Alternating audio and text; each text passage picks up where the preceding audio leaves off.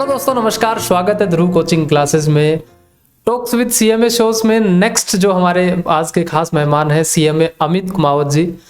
इनकी जर्नी के बारे में जानेंगे। आज ये एक्सेंचर में एक अच्छी पोजीशन पे होल्ड कर रहे हैं और इनके सीएमए के करियर के बारे में जानेंगे, इनके सैलरी पैकेज के बारे में जानेंगे, कैंपस प्लेसमेंट में सिलेक्शन कैसा हुआ, एक रोचक कहानी है इनके बारे में, वो भी जानेंगे। सो अमित जी, बहुत बहुत स्वागत है आपका हमारे ध्रुव कोचिंग क्लासेस के अंदर। धन्यवाद। पहला सवाल ये है, सीएमए करियर ऑप्शन चुनना है, इस बात का आपने डिसीजन कब लिया और किसके मार्गदर्शन में लिया? कैसे पता लगा आपको सीएमए ही कोर्स करना है मुझे 12वीं के बाद? तो सर, जब मैं 12th क्लास में था तो हमारे स्कूल के टीचर थे, अकाउंट्स के टीचर। तो उन्होंने एक बार क्लास में पूछा कि कौन क्या क्या बनना चाहता है। तो सब ने अलग अलग अपने करियर ऑप्शंस बताया। किसी ने बोला कि मैं बैंक्स की तैयारी करूँगा, किसी ने बोला मैं कॉम्पिटिशन एग्जाम की तैयारी करूँगा, किसी ने सीए बोला। तो मेरा भी एक वही जर्नी था कि हाँ, कॉमर्स का स्टूडेंट हूँ तो आजकल मैं भी सीए ही करूँगा। तो फिर उन्होंने मेरा काउंसलिंग करी और उन्होंने मुझे सीएमए के बारे में बताया कि एक सीएमए भी बहुत अच्छा कोर्स है, बहुत अच्छा अकाउंटिंग से रिलेटेड कोर्स है, सीए के तरह ही कोर्स है। तो तुम इसके बारे में एक बार पढ़ो, गूगल करो, इंस्टीट्यूट जाओ। तो आफ्टर पासिंग 12th क्लास मैंने इसके बारे में पूछा। एक दो जने रिलेटिव में भी थे जिनको मैंने बताया कि मैं सीएमए के बारे में थोड़ा सा ढूंढ रहा हूँ, इसके बारे में सर्च कर रहा हूँ। तो एक दो सीएमए और कर रहे थे हमारे रिलेटिव्स में, तो उनसे भी थोड़ा मार्गदर्शन मिला और इंस्टीट्यूट से पता करके फिर मैंने ये करियर ऑप्शन ऐसे चुना। तो स्टार्टिंग में मैं आपसे बात करूंगा, पहले कैंपस प्लेसमेंट की बात करते हैं, उसके बाद बीकॉम और इंटरमीडिएट और फाउंडेशन पे आते हैं। बिल्कुल सर। जब आप फाइनल पास हो गए थे, हाँ। सो उस समय आपने कैसे दिमाग में प्लान किया कि मुझे एसेंचर कंपनी में ही जाना है, या कोई स्पेसिफिक एरिया था, या आपने था कि ठीक है कैंपस में जाएंगे? तो आपने कोई पहले से डिसाइडेड था कि इसी कंपनी में नौकरी करनी है, या रेंडमली जो हुआ वो अपने आप हुआ?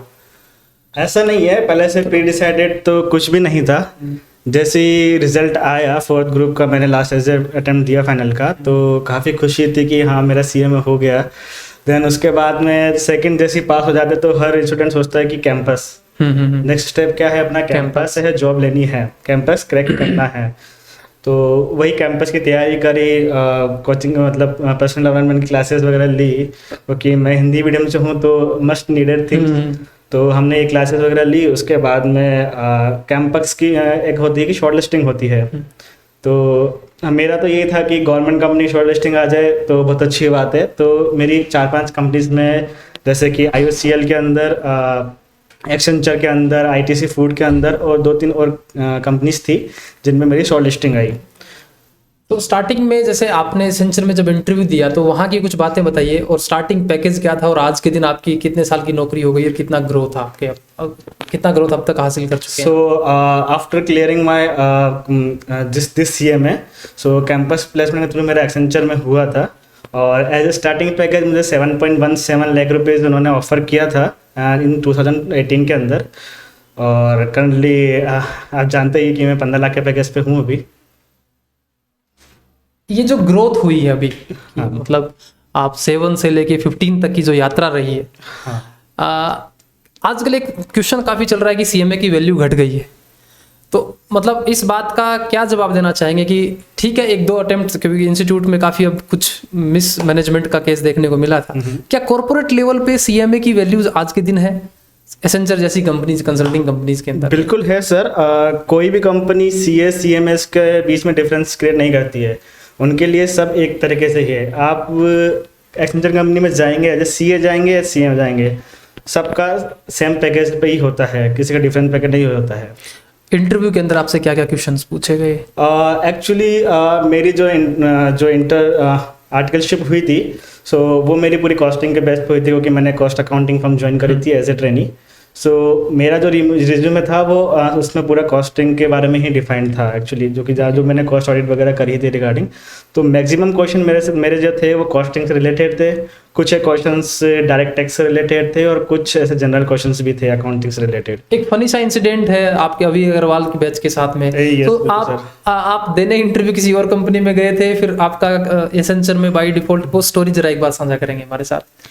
सर, वो स्टोरी ऐसी थी कि जैसे मैंने पहले मेंशन किया कि मेरा टारगेट गवर्नमेंट कंपनीज ही थी, क्योंकि हर किसी का एक सपना होता है, ड्रीम्स होता है गवर्नमेंट कंपनी ज्वाइन करना। मिडिल क्लास फैमिली सबका एक ये की ड्रीम रहता है। तो मेरा शॉर्ट लिस्टिंग IUCL में आई थी, तो मेरा पूरा फोकस IUCL पे था। मैंने जितना भी पढ़ा था, जितनी भी प्रिपरेशन करी थी, वो अपनी गवर्नमेंट कंपनी जो IUCL है उसके रिगार्डिंग सारी प्रिपरेशन करी थी मैंने। बाकी जो एक्सेंचर वगैरह थी वो मेरा सेकंड ऑप्शन थी, सेकंड चॉइस थी, जिसके बारे में मैंने ज़्यादा प्रिपरेशन नहीं करी क्योंकि मेरा टारगेट था IUCL।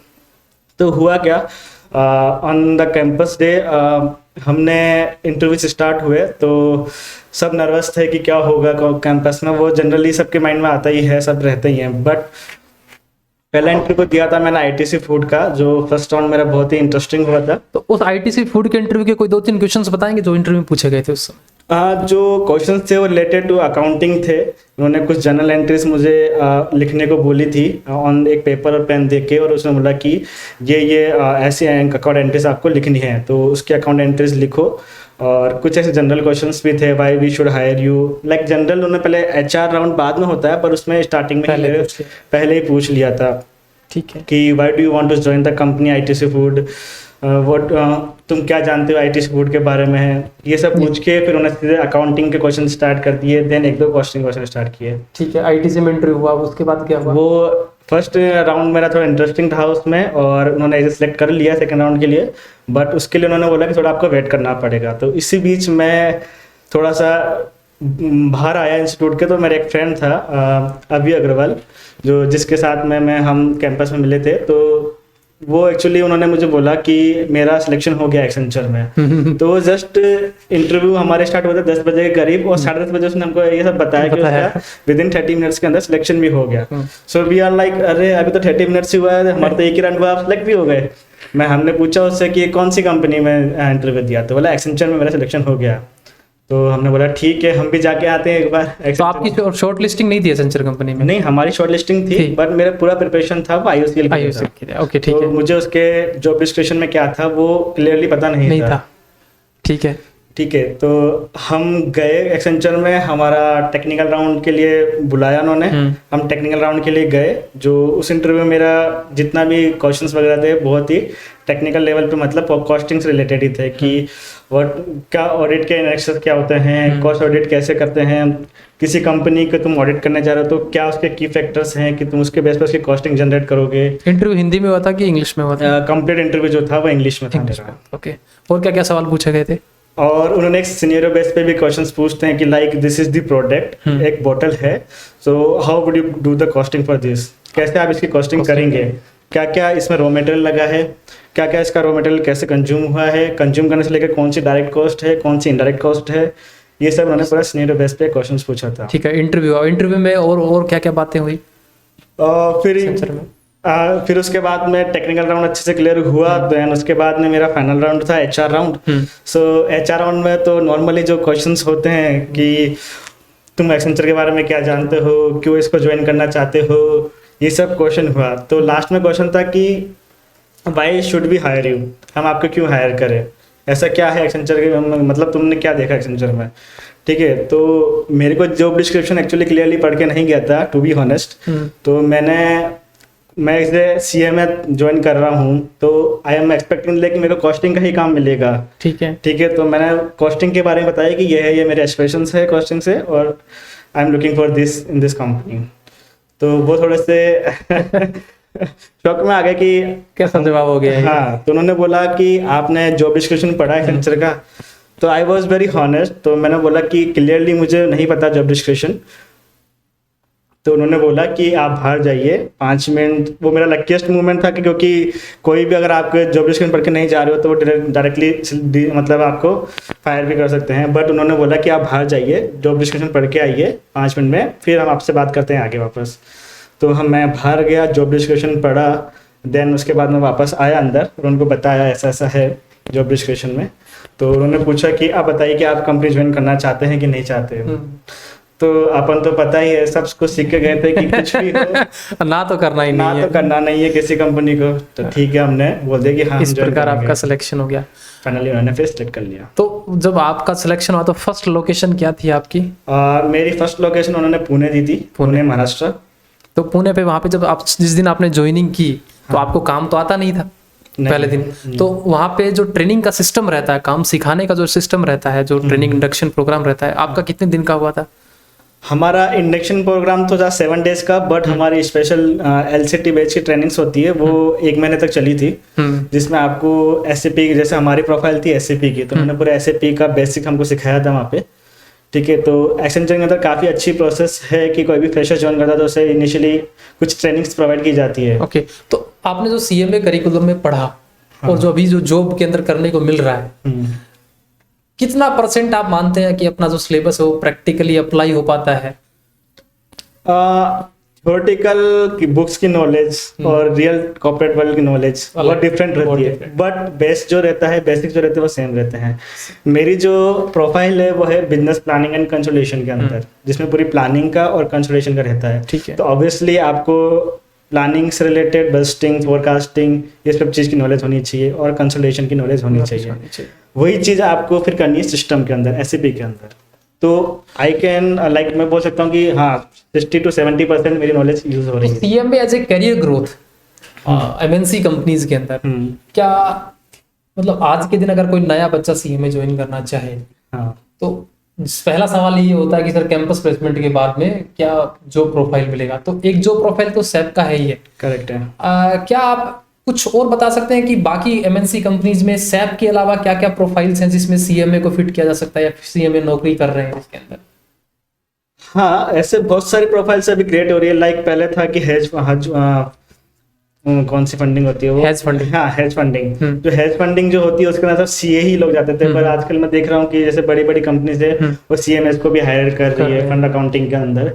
ठीक है, दूसरा है कि क्लाइंट फाइनेंशियल मैनेजमेंट CFM जो प्रोफाइल होती है एक MNCs के अंदर, उसके अंदर भी CMS का काफी अच्छा रोल देखने को मिल रहा है, क्योंकि CA पहले थे इसमें, बट अब CMA का भी अच्छा रोल काफी देखने को मिल रहा है। दोस्तों मैं एसेंचर के बारे में बताऊं, अभी लास्ट पैकेज जो अभी लास्ट कैंपस प्लेसमेंट हुआ था उसके अंदर भी एसेंचर कंपनी आई थी, और अभी एवर हाईएस्ट पैकेज जो देती ना एसेंचर कंपनी 22 लाख रुपए का भी जो रिसेंट हुआ था, स्टार्टिंग पैकेज था वो। उस समय 2018 में 7 के आसपास ऑफर करती थी, अभी ये 22 के आसपास भी कुछ लोगों को ऑफर करती है। अमित, 2-3 बातें और मुझे तो आपसे पूछनी है। जी बिल्कुल। आप हिंदी मीडियम स्टूडेंट हैं। Yes sir. और हम भी हिंदी मीडियम से स्टूडेंट हैं, काफ़ी बच्चे भी हिंदी मीडियम रूरल बैकग्राउंड से आते हैं। समस्या ये आती है कि एग्जाम पास कैसे करें, क्योंकि पेपर सारा इंग्लिश में होता है, आजकल ऑनलाइन सिस्टम हो गया। करेक्ट है। तो आपने उस समय हिंदी मीडियम से इंग्लिश मीडियम में कैसे कन्वर्ट हुए, कितनी एक्स्ट्रा मेहनत करी आपने, क्या फॉलो किया आपने? एक्चुअली मेरा बहुत वीक था इंग्लिश लिटरली, क्योंकि मैं हिंदी मीडियम से था। मेरी 10th भी हिंदी मीडियम से हुई थी और 12th भी हिंदी मीडियम से, तो पूरा स्कूल बैकग्राउंड मेरा हिंदी मीडियम से था। बट फर्स्ट टाइम जब मैंने फाउंडेशन ज्वाइन किया तो सब कुछ इंग्लिश में था, तो डिफिकल्टीज काफ़ी थी, बट ये नहीं था कि मैं नहीं कर पाऊंगा। काफ़ी मेहनत करी, डबल मेहनत करी। जो इंग्लिश मीडियम वाला बंदा 10 घंटे पढ़ रहा था, तो मैंने 12 घंटे पढ़ के उस चीज़ को कवर किया। तो इस तरह से मैंने एक्स्ट्रा मेहनत करके इंग्लिश को कवर किया था। तो आपको अपनी जैसे अपनी बात चल रही थी, तो कितने अटेम्प्ट लगे इंटर में आपके? मेरा एक अटेम्प्ट लगा था इंटर में, क्योंकि इनिशियली हम बहुत ग्रुप के लिए प्रिपेयर कर रहे थे और कुछ सर्कमस्टांसेस हो गए थे, लाइक हमारे को एक ग्रुप नहीं दिया गया था क्योंकि हमने कुछ ट्रेनिंग नहीं करी थी इंस्टीट्यूट की। फाइनल में भी हमारा एक अटेम्प्ट है।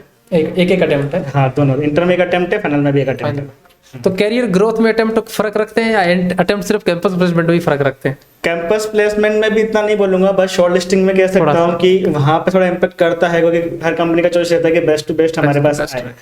ठीक है, क्योंकि एकेडमिक बहुत कुछ आपके एक्सप्लेन करते हैं कि आप एकेडमिक में अच्छे हैं तो मतलब आपके करियर ग्रोथ भी अच्छा रहेगा, बट ऐसा नहीं होता है। एक बार आपने कोई भी कंपनी ज्वाइन कर ली तो सारा आपका ग्रोथ जो मैटर करता है वो आपकी नॉलेज पे ज्वाइन करता है, आपके एक्सपीरियंस पे ज्वाइन करता है और आपके अभी तक आपका कोई प्रमोशन हुआ है? हाँ, मेरा एक प्रमोशन हो चुका है अभी। तो पहली पोजीशन थी उसका क्या नाम था? पहले पोजीशन थी जो मैं बिजनेस इंटीग्रेशन एनालिस्ट था, अब मैं बिजनेस इंटीग्रेशन सीनियर एनालिस्ट हो चुका हूँ। अब नेक्स्ट टारगेट क्या है आपका? नेक्स्ट टारगेट मेरा वही टीम लीड स्पेशलिस्ट बनने का, देन उसके बाद तो एक हायरार्की चलती है, एसोसिएट मैनेजर। CMA के साथ कोई और पढ़ाई भी कर रहे हैं अभी? करंटली तो अभी कुछ नहीं किया है।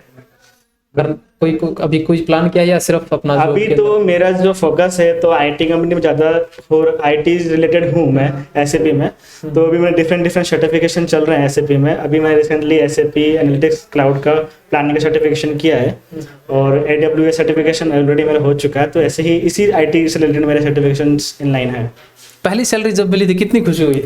पहली सैलरी जब भी मिलती है सर बहुत खुशी मिलती है, क्योंकि फर्स्ट टाइम आपके हाथ में अपनी खुद की मेहनत की कमाई आ रही है और जो आप अपने पेरेंट्स को दे सकते हो, तो काफ़ी कुछ अच्छा लगा था सबको भी, घर पे भी सब तो काफ़ी। सीएमए करके आज तक प्राउड महसूस कर रहे हैं? बिल्कुल सर, एक दिन ऐसा नहीं हो कि जब मैंने अपने सीएमए प्रोफेशन को ऐसे बैड नेगेटिवली बोला है, क्योंकि मैंने काफ़ी प्राउड फील किया है, क्योंकि सीएमए ने मुझे सब कुछ दिया है अभी तक और आगे देता रहेगा। दोस्तों, फर्क नहीं पड़ता है आप छोटे शहर से हैं, फर्क नहीं पड़ता है आपके माता पिता बड़ी नौकरी में नहीं है, फर्क नहीं पड़ता है आप हिंदी मीडियम इंग्लिश मीडियम में हैं, बस फर्क इस बात का पड़ता है कि आपके अंदर कुछ सीखने की आग है कि नहीं है, अल्टीमेट डेस्टिनेशन तक जाने की जो ललक है वो है कि नहीं है। एक साधारण परिवार से हम हैं, साधारण परिवार से ये हैं, एक अच्छी पोजीशन पे है, तो सीएमए एज ए ऑप्शन, ठीक है, मिसमैनेजमेंट आजकल हो रहा है, लेकिन ये एक फेज ये भी है, आप इस फेज को भी देखिएगा और इस फेज के बेसिस पे आप डिसीजन लीजिएगा। सो लास्ट में जाते जाते एक छोटा सा सवाल और है आपसे। बिल्कुल सर। आजकल क्या है कि सिस्टम सारा कुछ ऑनलाइन हो गया है, जी सर। तो जैसे सैप की एक प्रोफाइल है, तो जो जॉब सेक्टर है, तो बच्चे के मन में ये होता है कि क्योंकि कॉस्ट अकाउंटिंग है तो सिर्फ कॉस्ट अकाउंटिंग ही पढ़ने को, जॉब में कॉस्ट अकाउंटिंग में ही जॉब मिलेगी, या बच्चा सोचता है कि डायरेक्ट टैक्स पढ़ रहा हूँ तो डायरेक्ट टैक्स में ही जॉब मिलेगी। ये जो आईटी कंपनीज में है, इनमें सीएमए का एग्जैक्ट रोल क्या है? जैसे आपकी टीम के अंदर आपका रोल क्या है, क्या काम क्या करना पड़ता है आपको एग्जैक्टली? एक्चुअली डिफरेंट प्रोफाइल के हिसाब से डिफरेंट रोल होते हैं, ठीक है। तो मेरा जो प्रोफाइल है वो है एसएपी के अंदर as a techno functional consultant हूँ मैं। क्या काम करना पड़ा, सिंपल भाषा में समझाइए, क्या काम? सिंपल भाषा में होता है कि जैसे भी आपकी डे टू डे अकाउंटिंग होती है, हमारी टैली पे होती थी, तो अब आ गया नया सॉफ्टवेयर एसएपी आ गया है, बट उस एसएपी को बिजनेस की रिक्वायरमेंट के हिसाब से उनको डेवलप करके देना है। फॉर एग्जाम्पल आपकी कोई, आप जैसे इंस्टीट्यूट है अपना, ठीक है, इंस्टीट्यूट में अपने जो भी डे टू डे ट्रांजेक्शन होते हैं, मतलब हमारी जो फीस आती है, लेन जाती है, जो अपन स्लिप से करते हैं, वो हमको ऑनलाइन करना है। बट एसएपी जो सॉफ्टवेयर होता है वो एक प्री डिलीवर सॉफ्टवेयर होता है एसएपी के थ्रू, ठीक है, वो एक सिंपल सॉफ्टवेयर होता है। उसको अपने कोचिंग के हिसाब से हमको कैसे एंट्री करनी है, हमको क्या डेटा मेंटेन करना है, किस हिसाब से हमारी रिक्वायरमेंट है, उसके हिसाब से उसको मॉडिफाई करके और हमको आपको डिलीवर करना होगा। क्लाइंट के बेस पे कस्टमाइज सॉफ्टवेयर बना के देना है Correct. आपको। तो इसीलिए इंस्टीट्यूट ने अभी जो इंटरमीडिएट के बाद एक जो ट्रेनिंग होती है, इंटरमीडिएट से पहले एक जो 100 आवर्स की पहले कंप्यूटर ट्रेनिंग होती थी आपकी और मेरे समय, आजकल वो एसएपी में कन्वर्ट कर दी गई है, उसमें 30-40% एसएपी पढ़ाया जाता है, तो वो ट्रेनिंग भी जरूर करिएगा। और कोई सवाल हो तो आप कमेंट बॉक्स में लिख के जरूर पूछिएगा। ये था एक छोटा सा इंटरव्यू जिसमें आपको आपके सवालों को एड्रेस करने की मैंने कोशिश की है। कोई और सुझाव हो तो कमेंट बॉक्स में लिख के जरूर बताइएगा। अमित जी, बहुत बहुत धन्यवाद आपका, आपने अपना एक्सपीरियंस शेयर किया। थैंक यू वेरी मच बच्चों, मिलते हैं नेक्स्ट वीडियो में, तब तक ले बाय, थैंक यू, धन्यवाद, बाय बाय, शुक्रिया।